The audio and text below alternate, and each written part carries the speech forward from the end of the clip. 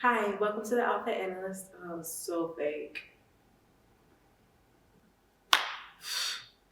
Girl. Okay.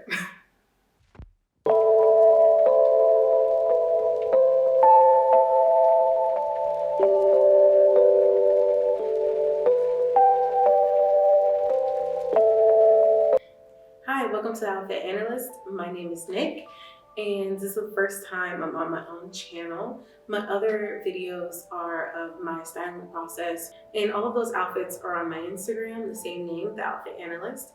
And you can see from start to finish how I put together outfits, how one piece then makes a decision for the next piece. All the analyzing, I also give tips when I post, so you can do it let me not say do it yourself, but you can see the outfit formulas and see what best fits you. I have my degree in fashion design, but I said no when I got to New York and I began working as a PA in the costume department.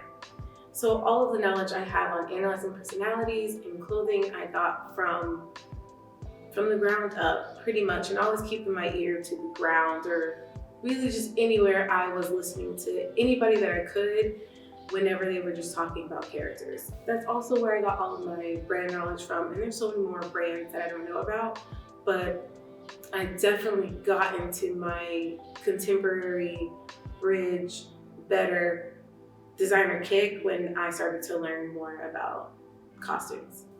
In this series, I will be talking about the processes I use personally and professionally on how to analyze personalities and clothing so that you can create a better closet for yourself piece by piece. For a fictional character, I shop for a closet of options in about a 10-hour shift, or it could take weeks because there's editing, there's continuous online shopping coming in, there's fittings, there's trial and error, and things don't always look how you imagine it will look on somebody's body. And this is not TV. You are a real person. So we're gonna take our time and shop piece by piece so that it just looks like it's your dream closet. We don't need to rush anything. You need to love everything that you're buying. First, we have introspection and personality analysis. This is when you gotta go deep. How do you perceive yourself? What are your interests? What is your lifestyle like? Who do you want your future self to be? And least important is how do you want to be perceived to the world? What do you want people to think about you, how they see you? Least important. Next, make a list of personality words that describe you. And these can be things that you, again, heard from other people or how you see yourself. For example, are you an extrovert or introvert? Are you loud? Are you bossy? Are you sassy? Are you sweet? Are you genuine? Are you reserved? Are you quiet? Are you excitable? All of those personality words. And you can use words like how people see you also. You can add those in. Okay, so now when we get to aesthetics and clothing descriptions, these are going to match up with the personality words. Not really match up, but they're going to make sense. To get you started, I'm going to list off a few words that you've probably heard before, but we're very multifaceted, complicated people. You can have as many words as you like, and as many words that describe you. And these words are going to represent how you dress subconsciously, consciously, how do you want to look in the future. I'm going to put a list right here and just name a few off. You have classic, preppy, simplistic, minimal, edgy, grunge, artsy, cool. That's one of my faves. And it's like if you know, you know. And cool just means like very well put together. They're mixing patterns together. There's volume. There's different silhouettes. Okay, you got that. Feminine, girly, and those are not the same. Feminine is going to be more of accentuating your body, celebrating it, and just highlighting the best parts of the woman form. And girly is more sweet and youthful. Think flowers and ruffles and things like that. Then a vintage, sporty, a risk taker. But the rest I'll put right here. And the next question I like to ask people is, how do you want to feel? Or how do you feel? So when I'm advising, it's a very pivotal question because that helps with color, that helps with how you layer your pieces on top of each other. Saying if you're not, baggy clothes can mean a lot of different things, but the two are if you're not feeling too great and you just want to cover yourself up. That's maybe it's a psychology. Yeah, again, subconscious. So if you're not feeling too great, or if you want to hide or be by yourself, you're gonna throw on something that's oversized and try to hide from yourself. Am I lying? And then if you're wanting to wear oversized, you're in the 90s mood, so it's more vintage and you like to be comfortable or airy, and you really don't care what your shape looks like underneath, you're just happy to be comfortable. About your mood, because like they say, when you feel good, no, when you feel good, you dress. No, when you're dressed, you feel good. That's what it is. When you look good, you feel good. Jesus Christ. We continue. What are you exuding? I really like when people say they want to be a bad bitch, they want to be sexy, they want to be a boss ass bitch, they want to be happy, they want to look joyful. Okay, next, what are your wardrobe goals? Do you want a whole new wardrobe? Are you tired of everything that you have? Do you look at your closet in disgust? Are you saying, I have nothing to wear? Is everything just outdated? Have you grown? So, whole new wardrobe. Or are you filling in the gaps? That is me. Me, the professional, needs to fill in gaps. I'm missing a lot. We can get into another video. But so say if you have a lot of work clothes, but you have nothing to go out in, that's you. Do you need a well-balanced closet? I mean, that's what everybody needs, but something that's not too out there. It's pretty simplistic on meaning balance, like you have everything you need. Do you want a closet that's full range? Because maybe you're a girl that got the 15 words, so you have a lot going on. You want to be over here, you want to be over there, you have galas, you have sporting events. You are a lot. So you need a full range closet. Do you want to be minimal and have a capsule collection? And a capsule is really just cutting down on waste and working on sustainability. And that means you have a core idea of who you are and the pieces you like. And that means you really don't have options. You have 5 of each, or less, maybe 3 blazers, 3 jeans. And in that way, you mix things together and you always kind of look the same. I'm not going to put my opinions on that, but I digress. Is that the time to say I digress? Yes, okay. Next, practicality and lifestyle. What does 14 days of your life look like? What kind of job do you have? Where do you go? Are you social? Write down every place that you go so that the pieces that you're looking for make sense. Like, don't go out, buy an evening dress or, I don't want to say a night out outfit, like a club dress, but if you don't go out, stop buying going out clothes. You know who this is directed towards? My friend Emily. She keeps buying heels knowing she's not going to wear them. Don't be Emily. Okay. For me, my lifestyle changed drastically when I got into costume design. I was working at a talent firm where you could be cute, and I would probably wear something like this. This is better than what I was wearing. I was wearing a lot of Zara. But when I got into costume, it's a lot of running errands. It's a 12-hour shift of returning and just on your feet. So I needed running shoes and something that was comfortable to me. So I became a luxurious athleisure girly. And that's still me. I transformed myself a little bit into the sporty spice, if you will, where you can see it in a lot of my outfits. There's a small piece of sporty that's going to be everywhere because to me that's comfortable. Some other friends that I have that didn't waver in their practicality and lifestyle. So my coworkers were, while working as a PA, I was wearing athleisure. My friends were still wearing clogs. She would get blisters anytime she had to go out on run returns. And then my other friend had like a sweater collar mixture. I know she was hot. I know it. And they were out there doing returns. I just don't understand. And then now as a shopper, I just don't understand. I'd be hot. No, let's be comfortable. We gotta be comfortable and cute. Inspiration. So if the words for your personality and for clothing descriptions are not enough, we are all mostly visual people, and you know who the best girl is for that? Pinterest or Instagram. You know, I have outfits over here to show you.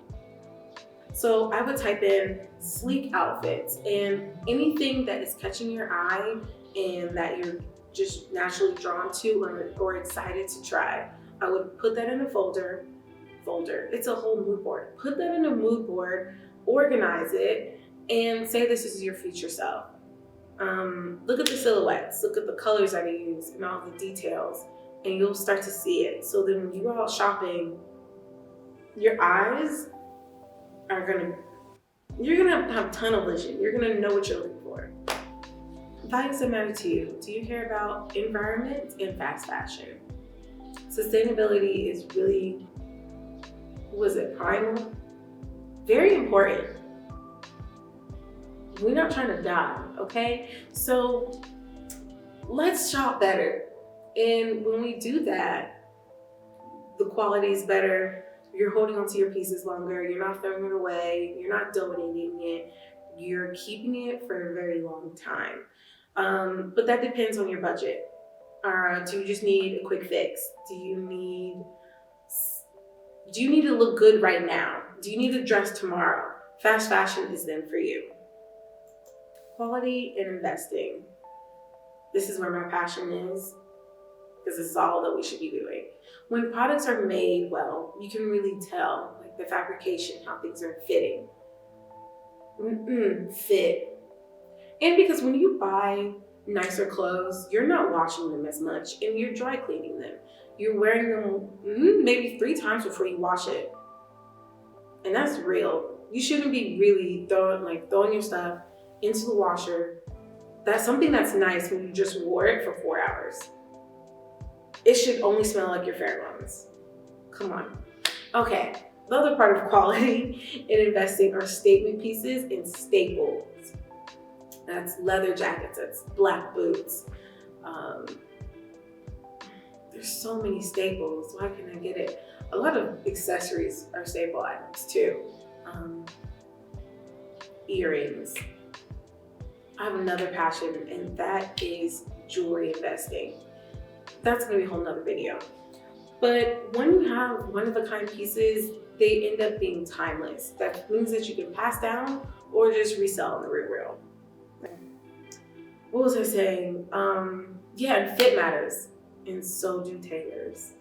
Because if something does not fit in a small place, best believe I'm on Google Maps, and I have my favorite place in New York. I've not found a place in Ohio. I'm gonna work on that for the people that do this and that are in Ohio. But if in New York, Orchard Tailor Services, on Orchard, there's many other orchards. Actually, that one's probably an orchard. I'll put the link in. But you know, the gap in the back of our jeans, the hem, these pants were too long when I bought them. I definitely got them hemmed in my neighborhood in Bedside. So keep a tailor in your pocket. Design is the next value we need to talk about. Especially brands that are very intentional on their season to season launches. There are gonna be things that are one of a kind. The details are gonna be exquisite. The details are gonna be, and with the word again, intentional. And there's always gonna be something for you. Choosing your ideal stores. Price point is the number one. And honestly, there's like 2 price points on here that I did not know existed, but we're gonna start from the bottom up. Oh, and also, don't feel like you need to go outside of your realm at this moment. Do what you can, but still know that you need to invest.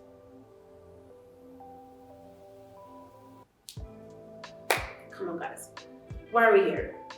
If you're listening to me, why are you here? But I'm gonna list them. Okay. So you have discount is gonna be Target and like Ross Next, you're gonna have budget, and I would say affordable. That's gonna be H&M, Old Navy, Gap, that type of price range. Moderate, and that's Zara, and then I would say moderate plus is like COS and Other Stories, Revolve, and you have Contemporary. Way in my heart. And that's gonna be a price point that's under $500. And then there's Bridge, or is it Better? What's that? Guys, Better is next. Better is also like Contemporary, but it's $500 or less, but there's better quality fabrics. Who knew? And then it's Bridge. Bridge is $1,000 per item, and then you have designer, which is more than $1,000. So what is your budget? A lot of people around right now are probably gonna say they're on moderate because that's Zara, we're always there. But again, that's fast fashion. The good thing about Zara is it is an Italian company and they do collabs with other designers, and then they also have their higher end, I think it's called surplus. So you can get a better quality item, better fabric, better fit, still in Zara, but you're gonna pay a little bit more. But again, sometimes that's okay. Now to choose your ideal store. The brands in their target market. We're 30. Forever 21 does not want you. They want anybody, but they don't want you. That's not for us. Next is brands in their core aesthetic. So every brand has a mission statement about us, just the core aesthetic that they have, other than if it's like a department store. I'm gonna get into And Other Stories in this second. The descriptive words that I think And Other Stories exudes is feminine, I would say sophisticated, I would say it's on the go, it's very put together, and they have many different styles. Like, I shop there, but I don't look like how they style their models, and I don't look like the other girls that go in there. Catch my drift. I think they're Parisian. And Other Stories, H&M and COS are a trio. Wherever that country is, that's where it's designed. I think it's Stockholm. I know that. Okay, so it's gonna have a European vibe to it. And let me read off to you how And Other Stories describes themselves. True to our name and its storytelling roots, we tell fashion stories. We tell fashion stories starring our seasonal must-haves and timeless treasures. Feminine fashion for a whole look. Isn't that what I just said? That's exactly what I just said. One brand will not be your entire style. If you have many words on your list, like I said, that's a great thing. So if you go into a store that isn't inherently you, I guarantee you'll find something. Like COS. COS is a very sophisticated, minimalistic, artsy, effortless woman. I could never shop there in full. I could never, unless it was a two-piece outfit, fully wear a COS outfit. It's just not happening. It's not me. I only fit 2 of those words. Really only 2. And this dress is COS. I turned it into a shirt today. And I'm a sucker for a polo. Any type of polo or regular collar. I don't know, something about it. I'm really into it. And anything sheer. And sheer just goes back to my design days. Everything I designed was basically sheer. So if it's those 2 things, I'm gonna grab it. And texture. COS is very solid color oriented. They might have like 1 print or 2 prints per season, but everything is just simple with texture and like a good interest. And we're gonna get into texture one of these days. Every outfit that you wear should have some texture. And this is it for this first video of this series of how to shop. And I hope you got inspired to start planning, building your closet. Again, piece by piece, we're gonna curate the shit out of everything in your closet. It's gonna be great. I would love to hear from you soon. You can ask me any questions. You can DM me, you can be on the comments of this video, you can be in the comments of the outfits. Please like, share, follow me, subscribe, again, comment. I'm really excited to hear from you guys. Yeah, let me get this closet together. Thanks, bye. processes. First, we have introspection and personality. Personalities and clothing that sound. I can do this. I can do this. What time is it? Okay. Why didn't nobody tell me there was braids in my dress?